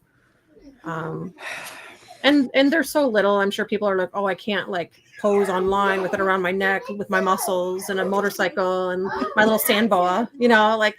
So I'm sure there's some of that. But they're small. They're like the perfect pet snake size. You know, you don't have to go gigantic. They don't need like a 6-foot minimum enclosure or anything, you know. So I feel like they get overlooked in that respect for being on the easier side of maintenance. Yeah, I would say like maybe there's sexism, but then like hognoses are like the absolute opposite. Where like they are sort of equal gender breeding and keeping, maybe even female dominant, sort of. But then like people will invest in hognoses. So I don't know if it's like a sexism thing. Let's be fair to men. Yeah, I think people are just weird about stuff sometimes. People are weird about stuff for sure. Yeah. I think the pet dirt thing is like the most offensive thing, and it's incorrect in my opinion, because if you set them up in a barren cage that looks like a desert setup, they will stress and they will hide under the ground all the time. Yeah, that's what they're going to do because they think something's going to come down and eat them. But like I always tell my customers, like, stuff it with plants, give them things to do, you know, make it look like a jungle setup rather than a desert, and you will see your sandboa more. They'll come out more. They will explore and climb and do things. So that's I'm always like, I've started trying to be more engaging in that at shows too. Like that's not necessarily true, you know, but it's usually people are already like they're onto the ball python table or whatever. So it's always funny getting shade from a ball python person about some other property of another species, and I'm like, do you remember what you keep? And I have ball pythons. I'm allowed to make fun of them as much as I want, but like I don't know. Yeah, it's very funny that there's like interspecies dance-offs or whatever. It's weird. It's like, I don't know. We can't just all enjoy the hobby. No. Well, I don't know. You know, you gotta talk shit. I'll talk shit anytime, anywhere. What? Sorry. Fuck you, Red Runners. Yeah. The topic that matters here. Right. Yeah, Jason says he's scared of accidentally finding flippers if they have like a pair or trio of many species. I think that's part of the game, though, is could you be a flipper who's not a flipper? Could you bring that variety, that like the ability to hit many potential buyers' interest without actually being a flipper? Sometimes I think about that and I'm like, that's probably a terrible idea because you're never really good at anything. Right. But then like that's how you do good at a show. That's why flippers exist, because they can capture a little bit of every market. Well, that's the problem too, is like, you know, I have people that I know in the hobby that you would consider a flipper when you go by their table. And that is the only way they get attention, though, or someone like they're more guaranteed a sale. And I'm not saying that's better or anything, but like for them, it makes sense as a marketing technique. Like if I have bearded dragons and leopard geckos and ball pythons and corn snakes, I'm hitting all 4 of those markets right there, and people are more likely to purchase from them. Whereas like when I'm the sandboa table, I'm relying on just people that would be receptive to that as a species. And like. It is interesting because I have at times had my own, like, I'll have like, I don't know, 4 or 5 different species of animals I have personally produced on my table. And I will have people give me shit for it thinking I'm a flipper. And I'm like, no, I just have varied interests. Like, what is your problem if I have, you know, colubrids and I have boas and I have this? Like, it's like, it's a weird thing because there's definitely a line where you can tell. I think I can tell pretty easily, you know, you didn't produce that. You know, you didn't produce this smattering of different snakes.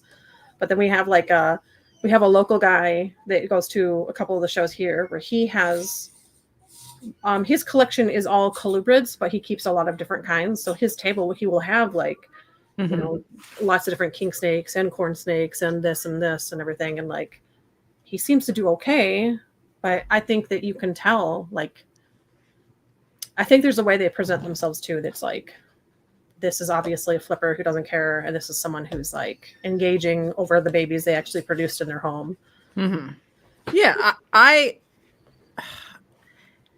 if I didn't do any shows, I would not allow myself to have so many species that are like pet price point, but I'm interested in them, if that makes sense. Yeah, absolutely. But because I do shows, then I'm like, like the game theory switches again. You're like, maybe you should more, even more. Yeah, and but that becomes a trap too, because then I've had that issue where, you know, if I produce a litter of like Dodoma or Calflame or something, sandboas, you know, those don't sell for much, right? But then that has stock on my table. I have more stuff on my table. Where if I'm just focusing on the higher stuff, that will sell for me on Morph Market, but maybe not at a show. So you like end up trapping yourself. You're like, I'm either all in line or I'm all in person. And so it's this weird. You don't want to trap yourself. Ideally, like it would be like a species that has, let me air quote this, nice ones, like a high end version, and then like a pet quality version. So like the same litter or clutch could produce for like both markets. Yeah. And you make enough of them that there's like a table filling capacity on like the low end side. That's the dream. But like, I don't think people think about it like this very often. They're always just like, yeah, I breed stuff that I like. You're like, well, you have to ethically be able to place them in homes to justify breeding them in the first place. And the people who would want those are different places. So you have to decide what you want to do. A lot of people don't really think about that stuff, I think, when they're putting their collection together. But so I see it a lot with people where they're like, well, I have all this stuff I can't move. And it's like, okay, but you produced all normals this year. Like, what did you think was going to happen? Like, that's not popular. No one's looking for that. So right. So you either wholesale them or you're going to start having to be like the person who humps every show selling $20 normals. Of whatever species they are. Yeah. That's tough. Yeah, hopefully. And sometimes you don't know things till you know them. Yeah. The known knowns and the unknown. Well, and how hard certain things are to sell that, like, you think, looking from an outside perspective, like, that looks cool and they seem to come in at a decent price. But then like I have this issue with my sandboa litters where the males will just sit because you can breed the same male to like several females per season. So of course they're not going to be desired. So I don't know what I'm trying to say there. It's just it's tough to think about that. Yeah. When you bought a snake, you were like, yeah, this transaction's very easy for the seller because I give them money and they buy it. But you don't actually know how many like customer touches or what their customer funnel looks like on their side. So you just assume you'll be pretty good at selling snakes. Wrong.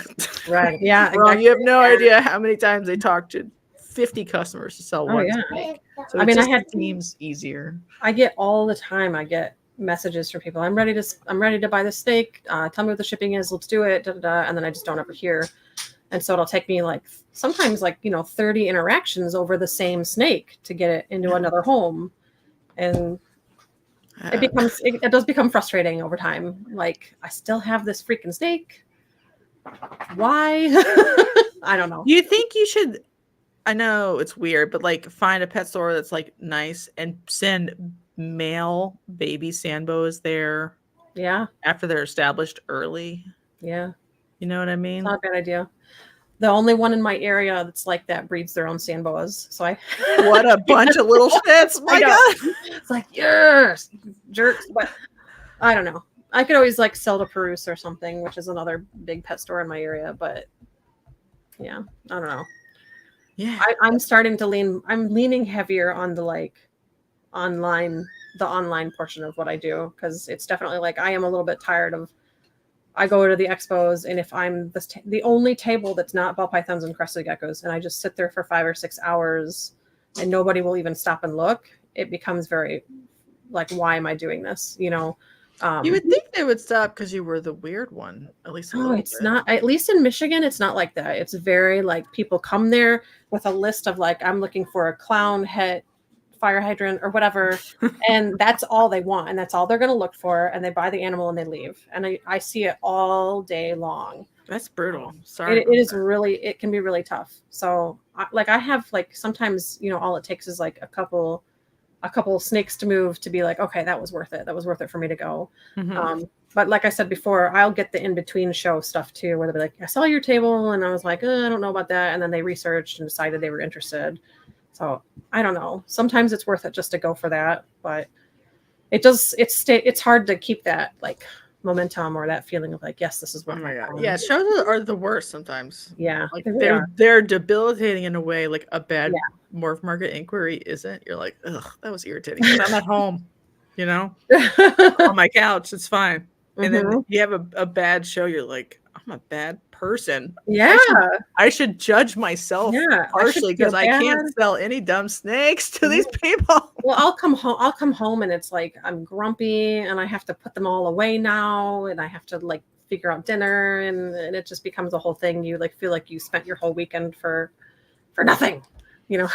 Yeah, that's why, like, I don't know, like, if I can't do shows to sell the right amount of like corn snakes or something common but cheap, I would just have to do way less corn snakes, like almost no corn snakes, basically, just like the coolest of the cool.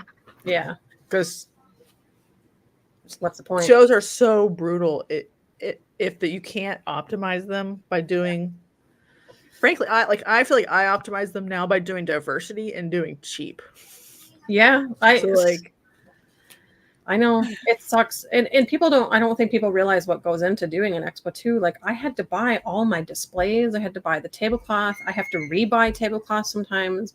You stand for 5 or 6 hours at a time. You have to buy lunch. You have to buy gas to get there. Wear and tear on your car. Like it's the show the vendor fee just to even be there. Like, you know, so it adds up. It's a lot of. There were shows that I was doing for a while where I had to stop going to them because I was like, I am negative 150 going home today or whatever. And then you're like, what the heck am I doing this for? Yeah. So, yeah. I think that's where it breaks people. But I just like the people who don't get broken and they're like, I'm going to the 8th show. I haven't sold a snake yet. And I'm like, I don't know. Stop going to shows because you're like supporting the shows that don't work for you by like paying your table fee in. And I'm like, why, brother? She can't go there, but would you consider the show me in Fort Wayne, Indiana? I don't know how far away that is. Probably pretty far. Probably. I don't tend to do more than an hour away unless it's like, it's got to be a big, nice show that is busy. Because I have been lured into shows where they're like, oh yeah, we're really busy. We've got great turnouts. And then you show up and it's like 20 tables. And then like no one comes through the door and you're like, I drove 2 hours for this. So if I was going to drive, actually lying, or do you think they just think that's great? I think it depends on the person running the show, because there are definitely show promoters in Michigan that are full of themselves, and because they've been like, this was great, and I'm like, it was 1,500 door tops, which is fine for a little rinky show, but it's not great. To me, great's 5,000 door. Yeah, no, none of the Michigan shows. Yeah, no, we're sold out. Everybody's sold out. That's great. Like I think that's maybe part of the communication problem. Yeah. Well, and like what Jason is saying too, like their advertising sucks. Like they barely advertise the shows anymore. And so nobody knows when they're happening or if one's happening. And like, it just feels like they don't put enough effort in. And then so no one comes through the door and it's like, okay, well, I wonder why, nobody knows it's here. That's, you're not supporting your vendors that drove out to be here and to pay a table fee.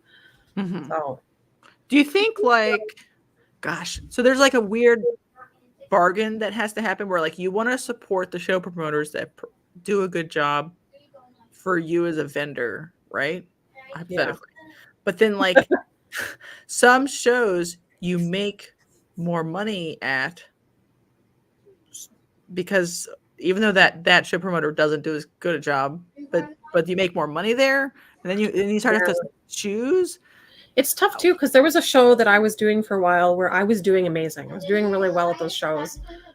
Just something about the area worked out for me, and I just couldn't ethically continue to be part of those shows because of the types of people they were letting vend there.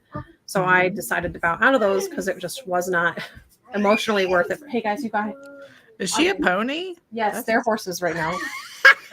That's nice. I'm in. Guys, you have to get out of here, please. Audrey, come on. We're almost done. It's yeah.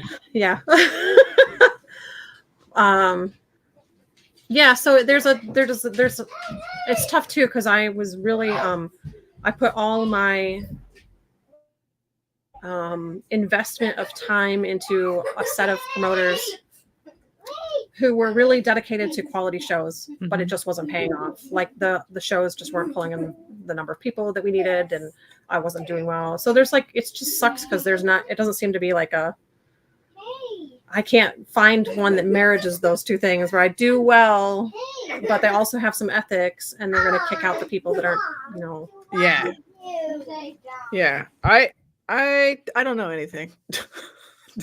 I don't know how to like bridge the gap at all, but I keep thinking about like it would be cool to go down to only doing a couple shows a year that were like big shows. Like if I were going to save up my ground boas, my really nice ones, and do like a Tinley style bigger show where I'm going to make it worth my time, but that goes back to the like then I'd be sitting on those animals for a long time waiting between the shows, and there's a lot of that too where like then it's not fair for people who like really want an animal from me. So there's a lot of that, like, because I've had people invite me to like share their Tinley tables and stuff, and it's just it'll be funny because I'm like, I don't have anything. I literally don't have any stock right now. So what if you went there and took like a sliver of the table, had like just pictures of adults and maybe like I thought about inventory you had, like 3 delis or whatever. Yeah. I've thought about doing that. I think that would be fun. Like I've got a couple buddies that do Tinley tables, and I think that would be really cool just to like see if I even enjoy it, because it is a lot. It's a big commitment, like socially. I feel like you know, because you're talking. Oh my God, I'm so brain damaged. Yeah, already, but definitely while I'm there. Yeah, it's like if you didn't have animals, I almost think it'd be easier because you could just like. Because you could just talk and not worry about the transaction side of things. Yeah, for sure. Oh yes.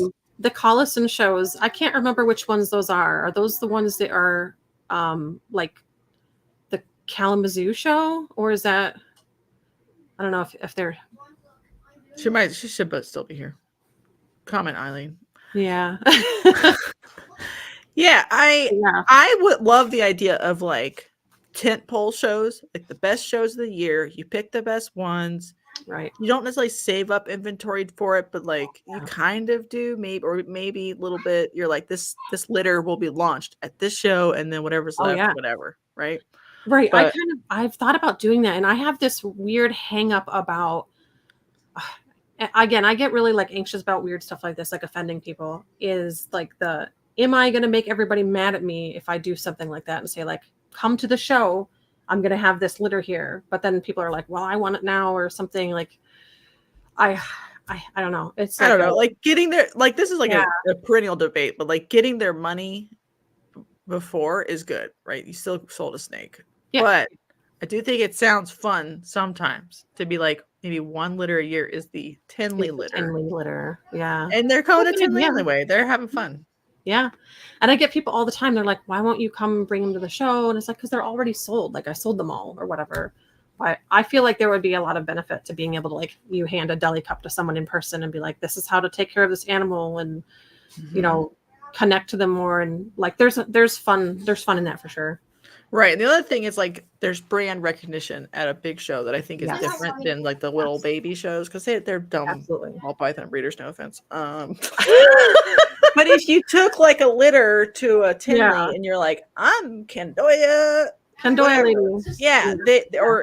And I have these rare colubrids. Like that's getting the brand recognition is worth the drive trip, whatever. Even if you sort of lose money because you're like to an extent, yeah, for sure. Trying to show off the species composition you have, even if you could have sold them before then. Mm-hmm. There's a marketing thing there. It's good. That's one of the only reasons I still do the smaller shows is because that in between, like I'll go to a show and I'll watch my Instagram go up by 20 followers that day or something, and then I'll get a couple messages later, and so I do consider that valuable in that respect. But the Kalamazoo show is a tragedy. It is. Is there like a story? No, it's just it's run really poorly. He doesn't advertise really anymore. The only advertising they do is on their own Facebook page. Like the show's coming up, it's like, okay, but you're not attracting new people. There's no quality control. I've seen some really horrific animals on their tables before. They charge an insane fee just to vend. The last time I did their show, I went home like negative $250 or something ridiculous like that. Like, because I paid for the gas, I paid for breakfast, I paid for lunch, I paid for the table fee. All this stuff went into it. And then I ended up having to pick up feeders or something, So like I didn't sell anything, and it was like to add insult to injury. And then they don't take you seriously if you're like, hey, why is that half dead mite infested animal sitting on that table? And they're like, oh, well, we don't really police them. That's their problem or whatever. That's not an answer I want to hear. No. So. Okay. So bad show. Yeah, all the shows are bad. Yeah, we're always lagging. It's literally like, it's at least 20 seconds lag. And then sometimes she's talking, so I don't bring it up because it's like a visual distraction. And then Jennifer says, I think that part of being a steward for rare species in the hobby is PR work, making sure people know about them. That is true. Yep. I will say, I feel like it's interesting how much the word really has seemed to get out about like the ground boas now, and like the amount of messages I get about them like grows. It goes up and up and up. So there is value in that and continuing to get out. But it's funny too, because on the other hand, like I said, I can't even satisfy my mailing list most years. It's just like, well, I got these 50 people, but then I still have 250 people waiting until next year. So that I'm hopeful that what'll happen is they will gain a serious footing in the hobby as an actual species that people want to continue to keep and breed, and that number will go up because people are breeding them, and now they're producing, and now I actually have competition or whatever. Like, right now I don't feel like I have that, and that's fine. I'm not like crying about it, obviously, but you can't have that sustainability and that long-term, I don't want them to disappear like the trinket snakes did, like if everyone you're selling to is buying a single male because they think it's the coolest pet, it doesn't help actually. It doesn't help. It's cool that they're doing that. Like, thank you for buying a nice pet, but the species doesn't persist. Right. So that's why I think it might be worth it, even if it makes your wait list mad, to court a breeder audience at Tinley. You know what I mean? That's totally fair too. Yeah, that's legitimate, because I don't tend to sell many pairs. I tend to sell like that's what I'm saying. That's what I'm saying. They're gonna, all those little girlies are like, I just want one male from my vivarium. Yep. And I got fairy lights and pothos cuttings everywhere. And you're like, girl, I love you, but like you're ruining the hobby a little bit. They do the same thing for Dion's rat snakes. They'll buy single males as pets, and I'm like, you're cool, but like they don't breed them. That doesn't help anything. Right? There's only like 40 in the country produced a year. That's interesting. I didn't really think about it like that, but you've put some good news perspective on that for me. So sorry. It's now good. You have to go fit Tinley. Oh, no. Now I have to put pressure on buying pairs. No. No, I do always try to if people want to if they're picking up an animal and they want to pick up another one, like I offer deals too. Like I've had, I'll give this % off if you take both of them and then you have a pair or whatever. So that's what Jennifer said. Prioritize buying pairs so like they're forced to think about it at least. Yeah. It's tough. And again, I go back to that, worrying that I'm going to make somebody mad is like, I know you inquired first, but this person's a breeder. So I'm going to, you know what I mean? So it's like, that's where I have a wait list for Climax. I'd rather send pairs to breeders. Like last year was the first year I'm like forced pairs, and they're like, I just want one male's pet. I'm like, maybe that's fine, but like I only have 2 males and whatever, 4 females or whatever. I was like, I want them to breed. I want somebody to go buy another pair and swap swap genders. Like they have two Yeah. unrelated. I don't know. No, it's something to think about. It's something to think about for this season for sure, especially as I produce some like I have Tasmide litters coming, which like, nobody breeds them in the States. There's like maybe a couple quiet people who do it, but like encouraging people to take pairs and stuff, I think is important. So, Constrictly Business says, I'm super impressed with Kristen's efforts about great care sheets and educate people on the niche species she works with. Thank you. I appreciate that. I put a lot of work into it. I like literally like smacking my forehead on the wall sometimes, like trying to put this stuff out there. So, but like my Candoya stuff for sure, like there's it's really hard to get accurate information. And I've like done deep dives on like scientific papers and spent late nights looking at iNaturalist and things like that. And then to have people like be like, well, you're wrong, because this thing that was published in 1980 says that white ones only come from Isabel Island or whatever. And it's like, okay, but that's not true. So there's a lot of that. So I appreciate that kind of feedback. Like it makes me feel like what I'm doing is worthwhile. What's up, Justin? And and then we'll end with Jennifer. At the end of the day, you got to go with the species. I use the word steward purposefully. As a steward, you have to make tough calls, and people are going to get butt hurt. Yep. Yeah. Otherwise, we'll shrink it, rat snake everything. Yep. It's really sad actually because they were everywhere. They were, and now they're really hard to get. Yeah. So they were like $20 at the Harvard Garage Show in 1999, I believe. That's crazy. I was like a little kid. I went there. And I'm like, oh, those are cool. I bought corn snakes instead, but like, yeah, all of them are dead, gone. I know they're all I don't know. Yeah. I have 3 and 2 from different bloodlines, so I am planning on like putting the male from this one to these 2 females and vice versa, so I can like offer unrelated ish. I who knows how far back, but like that's my goal, is to continue to be able to offer those for a while. But I have 4 more eggs in the incubator, and I have my Montaignes breeding right now. So fingers crossed, I will have the first U.S. offering of Montaigne trinkets soon. And I will probably only sell those in pairs, is my guess. So do it. Yeah. But, all right, I have to get going. Okay, where can people you? What's your whatever? Stygian Exotics on Instagram, Facebook, Linktree, all that good stuff. And then I will have a website soon. I don't have one yet, but I'm working on it. Okay. It's coming. All right, we did it.